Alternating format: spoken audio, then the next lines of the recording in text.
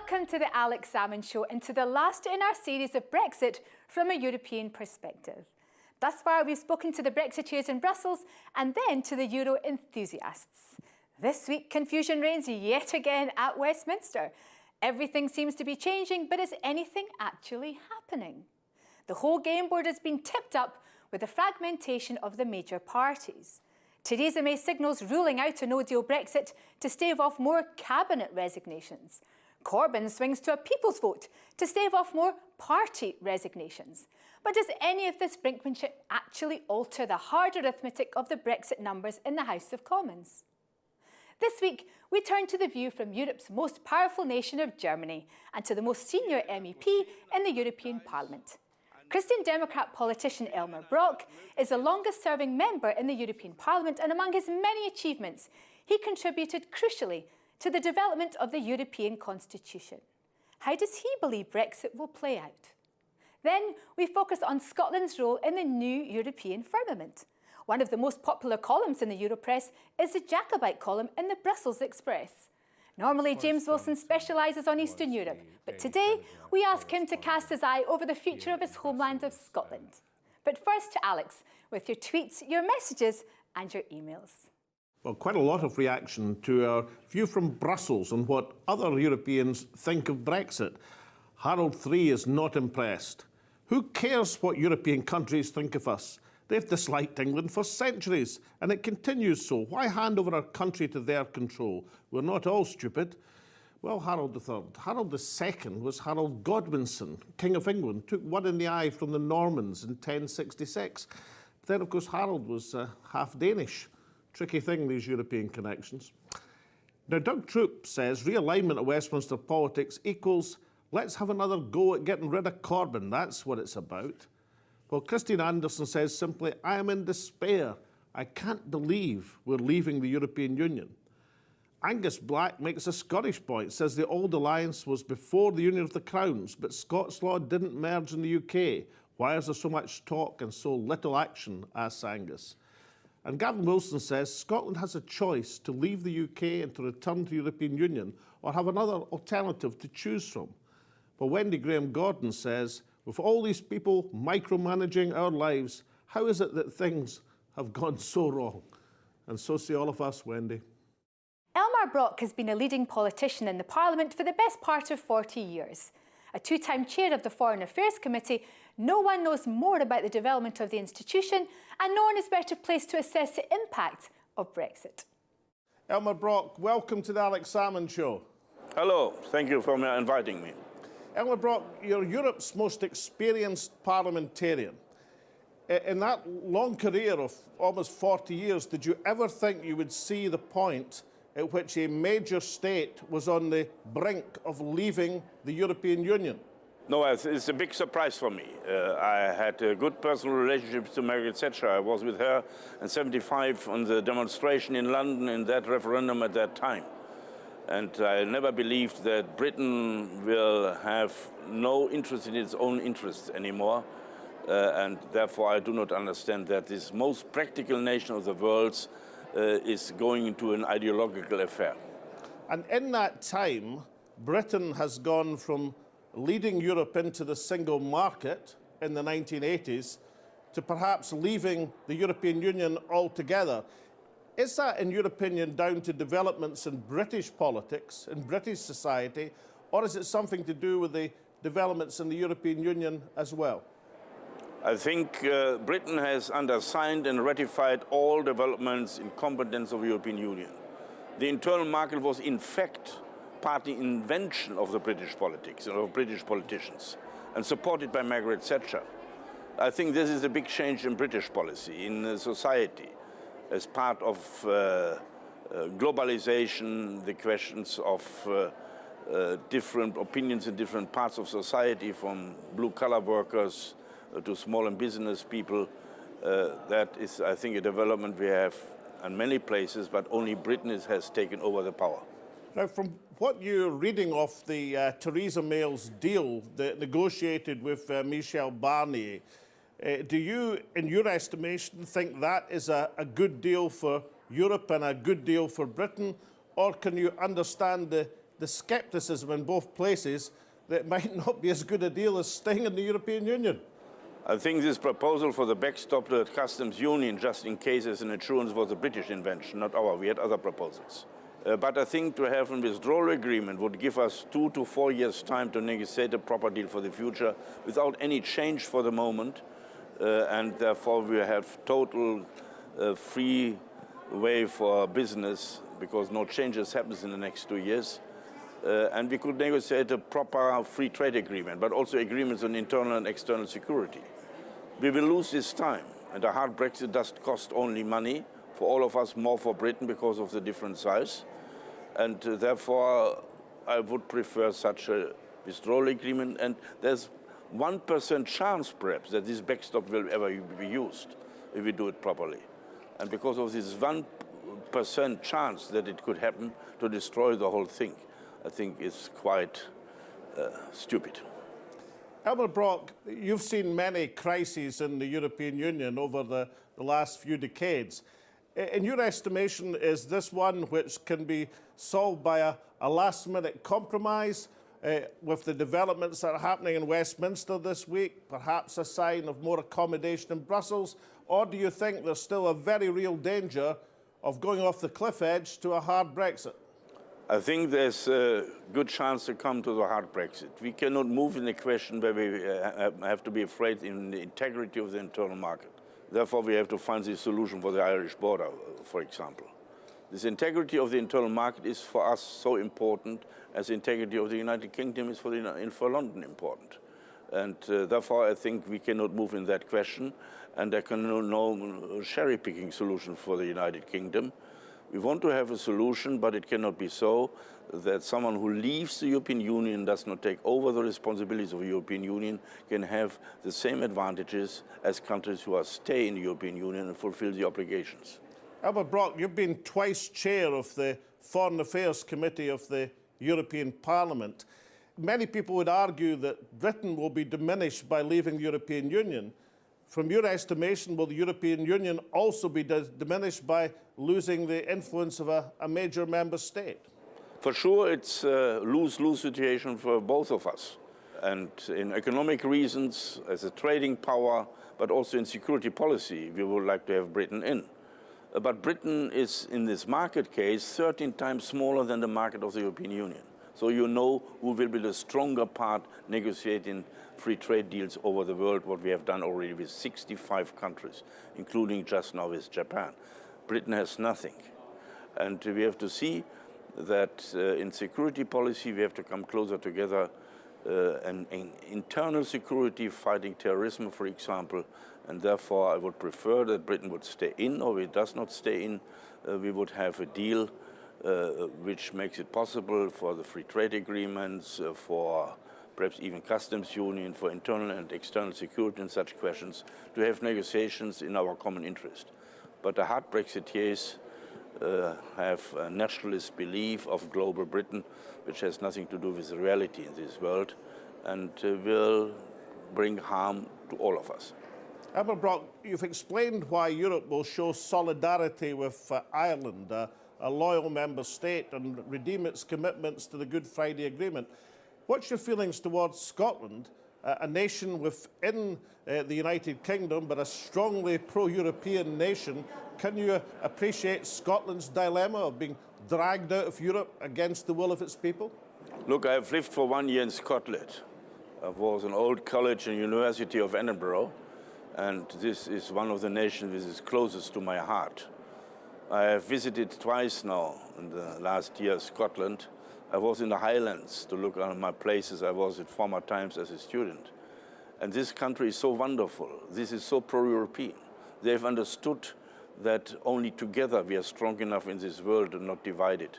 And therefore I wish Scotland all the luck for the future, and I know that the membership in the European Union is of the utmost importance for the future economic and social development of Scotland. If the Scottish people so decided at some point in the future, would there be a welcome at the European table for the nation of Scotland?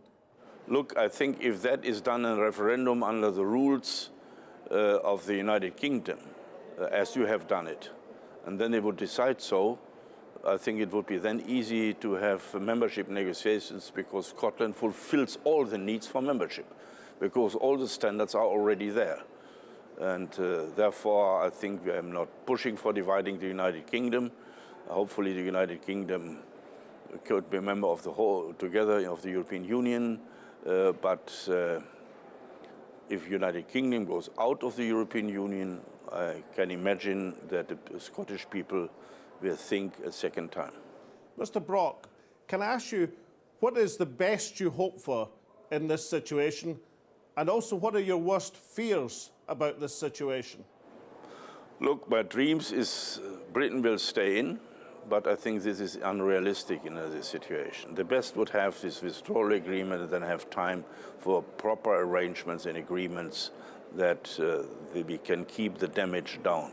The worst is that we have a hard Brexit by default and that we then have all these problems coming out of that, especially Britain, especially Northern Ireland and Scotland. But I think also harm for us, and I hope that realism overcomes the present situation in such a way that we find a solution in the upcoming weeks. Elmar Brock, on a personal level, you're about to leave the European Parliament after 40 years, Europe's longest-serving parliamentarian with many, many huge contributions to the development of Europe. Is there one aspect that sticks in your mind that you'll look back and say, that was an achievement of which collectively we can be proud? I think as I started in the European Union, we were 9 member countries in the European Parliament. There's nothing to say. We had a weak customs union. Now we have a strong internal market, have a monetary union, a beginning of a defense policy. We have a parliament which has closed the democratic deficit in the European Union. This is a strong European Union which can play a role in the world and does play a role in this world, because in the time of Xi and Putin and Trump, only together we have a chance. And please, we should not, because of populism, because of discussion in member countries whether democracy and the rule of law should play such a role in the future as we believe it should. This all makes me nervous, and hopefully in the European Parliament elections, but also in the capitals of our continent, the people are so strong to look in the interest of Europe, which can be only sovereign if we are together. Every nation alone is too weak to get sovereignty for its own people. Together we can get back sovereignty for our own people, but only together as Europeans. Elmar Brock, thank you so much for joining us on the Alex Salmond Show. Thank you, Alex. All the best for you. See you soon. Bye-bye. And to you, sir. Join us after the break to get a leading columnist's view on what Brexit might mean for Scotland. We'll see you then. Welcome back. The Jacobite column in the Brussels Express is known for its penetrating insights into the politics of Eastern Europe. However, as the name suggests, the column was written by an expat Scot, the entrepreneur James Wilson. Alex caught up with him in Brussels and asked him to take a look west on the future of Scotland when Britain goes Brexit. Well, James Wilson, entrepreneur, expat Scot in Brussels, but in particular, a columnist. You write the Jacobite column from the Brussels Express, and a well-known and very entertaining column. You're in a great position to tell us what on earth do people think is happening in the UK at the present moment as regards Brexit? Well, I think most people are very concerned at what seems to be an anti-immigrant spiral which is happening in the British public. And they view these news shots of the Parliament in Westminster with the MPs booing each other like a pack of baboons, and they're very bemused. They see that the situation is chaotic. Many of them, if they've been thinking about coming to study in the UK or to work in the UK, are having second thoughts.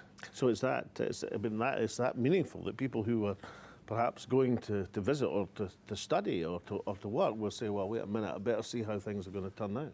Absolutely. And I'm speaking also for my own children here. They're coming to the view that they should be looking for their future in Europe rather than the UK, for their careers and future studies. And you yourself, I mean, you've been a long-term resident of Brussels, but you've just very recently taken out Belgium's citizenship as a direct response to the Brexit referendum in the UK. That's right. I've lived in Belgium for about 30 years, so I've been paying my taxes here for a while. But the trigger to take Belgian citizenship was this referendum in June 2016, because I saw that as going against everything that I'd achieved in my career by having the ability to move freely around Europe, set up my business where I wanted. I saw that as being taken away. And I also disliked very much the rise of racism and far-right politics in the UK. But that's not confined to the UK. I mean, the far right is in the march in many countries in Europe.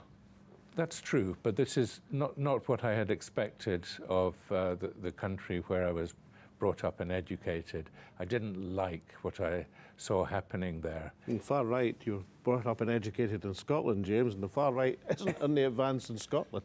In the whole Brexit debate, I think the only party which has acted with dignity and with integrity is the Scottish Nationalist Party and the Scottish government. So they've come out of the debate rather well, and particularly in the European Parliament. A lot of people remember the speech by Alan Smith, where he... This was immediately after the referendum, where he received, quite unusual in the European Parliament, a standing ovation for saying, you know, effectively, we will be with you if you will be with us, the rest of Europe. In terms of Scotland and Scottish politicians, they're viewed quite favourably in Europe. Have you any explanation why it's in the UK, and in the UK alone, that disgruntlement with the European Union has translated itself into an anxiety to get out of the European Union? There's a lot of the blame lies with the Conservative government, who for years have been telling the British public that any problems are with Brussels. Boris Johnson was the Daily Telegraph correspondent here in Brussels when Thatcher was the Prime Minister, and he would write stories about bent cucumbers and square strawberries, putting all of the blame on Brussels. So for years, the British public has had a diet of tabloid blame for any bureaucracy or stupid legislation on the EU. Now, we mustn't credit the former Foreign Secretary with too much influence, but nonetheless, there is, and you touch on, the UK press have had a fiercely anti-European Union attitude stretching back 20 or 30 years. So, I mean, one remembers the famous Sun newspaper front page, what was it? Up yours, Dolores. It didn't run in Scotland, that front page, incidentally, back in the 1990s. So do you think that has conditioned the UK public over a period of time to be the only country which translates Euroscepticism into Brexit? Yes, I believe that the press has a lot to answer for, and the media coverage. People have short memories, and they forget that actually at the time of President Delors, who was behind creating the single market? Well, it was the British Commissioner, Lord Cockfield, who'd been appointed by Margaret Thatcher. He was Margaret Thatcher's man. He was indeed, and he drove through a formidable amount of legislation which led to the creation of Europe's single market. The question, of course, I want to ask you, as you'll understand, as an expat Scot, writing a column which roams large, but a column still called Jacobite, which indicates that you like to look, and recently you looked at the future of Scotland in terms of what's happening in the UK and the Brexit process. Was that a return to home thoughts from Europe, or was that a saying, well, I'd really like to get back to discussing the future of my own country? Looking back to the independence referendum for Scotland in 2014. Which I remember well. There was this campaign, Better Together, with spokesmen like Gordon Brown, who were warning the Scottish electorate, if you vote for independence, you will be asked to leave the EU. You will not be able to keep your membership of the EU. And I believe that had an influence on the outcome of the vote. And nobody could have expected that 2 years later, the Prime Minister would be coming back to the electorate again to ask, well, we'd like to ask you, would you like to leave the EU or not? And then having voted 62% in favour of staying against 38% who wanted to leave, to have their advice ignored. That's the advice of Scotland. The advice of Scotland, sorry. Every electoral district, I believe, in Scotland, every ward voted to stay. And then for the government to turn around to say, well, thank you very much, but you're just part of the UK and your vote doesn't actually count, is shameful. It's an absolute disgrace. So you think that there'll be a political consequence of that? The political consequence, I believe, is that the Scottish electorate will not take this lying down. You cannot be so undemocratic and neo-colonialist in your treatment of voters.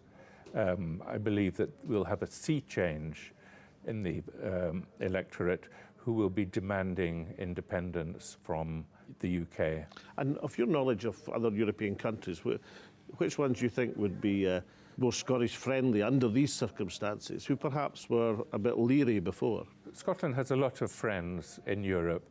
For example, David McAllister in Germany. Of course, a Scottish father. Absolutely. It was, I think, of the Army of the Rhine, and a very prominent conservative politician in Germany, but still very much a leader in Angela Merkel's, and even quoted sometimes as her potential successor. Yes, so I believe Germany, for example, will look favourably upon a Scottish call for independence.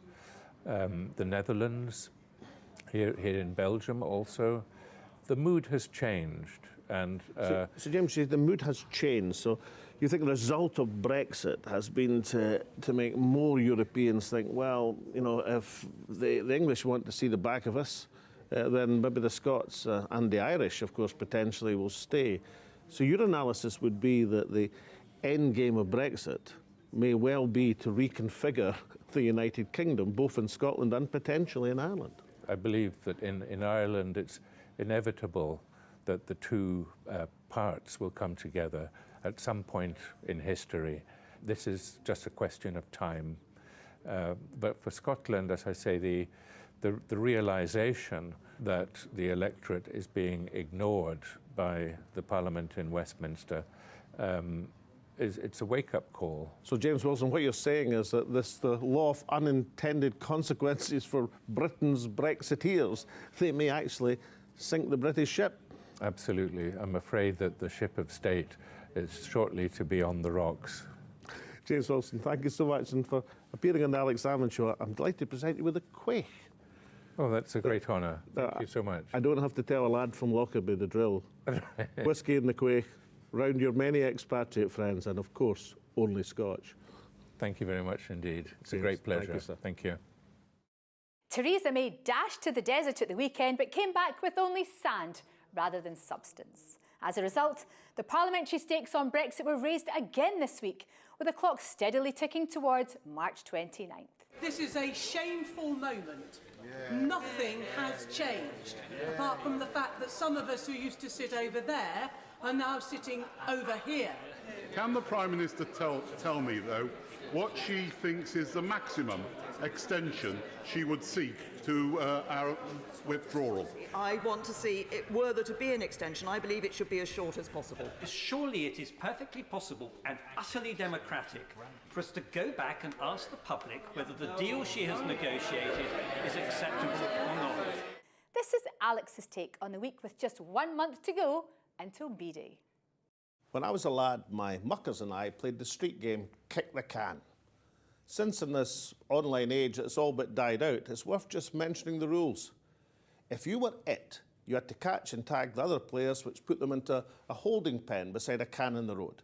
However, if even one of them got to your can undetected and kicked it down the road, then they were all released and the game continued, often for a very long time with no perceptible progress whatsoever. When Theresa May was of a similar age, we know from her own account that she naughtily walked through fields of wheat without permission. It is not recorded whether there was any can to kick in the Prime Minister's field of dreams, but her childlike exercise sounds every bit as futile as was mine. However, kicking the can or walking through fields of wheat represents a clearly defined objective compared to the Prime Minister's approach to Brexit in the House of Commons. Her latest decision of not to decide yet again defies rational explanation, which is why everybody's so confused about it in Westminster. And in the real world, I doubt now if there's a single voter who is not lost in the maze of twists and turns.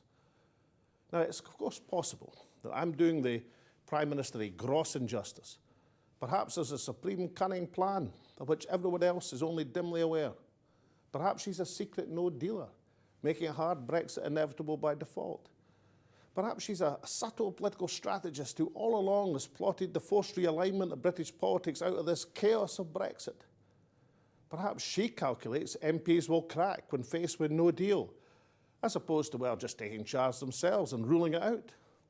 Perhaps she thinks the European Commission will give up, exasperated, exhausted, outlasted by her sheer stubbornness. Most likely she believes it's the Brexiteers of both parties who will be dragooned into line, rather than face the emerging possibility of another referendum. Any and all of these things are possible. In the same way, it's possible for our sun to go into supernova next weekend, but they are still inherently unlikely. Most likely, this is yet another aimless postponement of the evil day, while the economy falters, the political establishment disintegrates, and our cabinet dissolves into factions. Politics is not just the art of the possible. It's the skill of making the impossible palatable, at least bearable to those who vehemently disagree with you. In that central task of statecraft, this Prime Minister has failed not once, not twice, not thrice, but many times over. Merely postponing the evil day until the Ides of March is no substitute for the skill required to solve this Brexit Rubik Cube. Back in the day when someone kicked my can down the road, I knew I'd made no progress and wearily set about catching my pals again. However, I also comforted myself that the game would come to a natural end when darkness fell. It's not clear that the Prime Minister is aware how close she is now to that final twilight. And now from Tasmina and myself and the rest of the team, it's goodbye for now.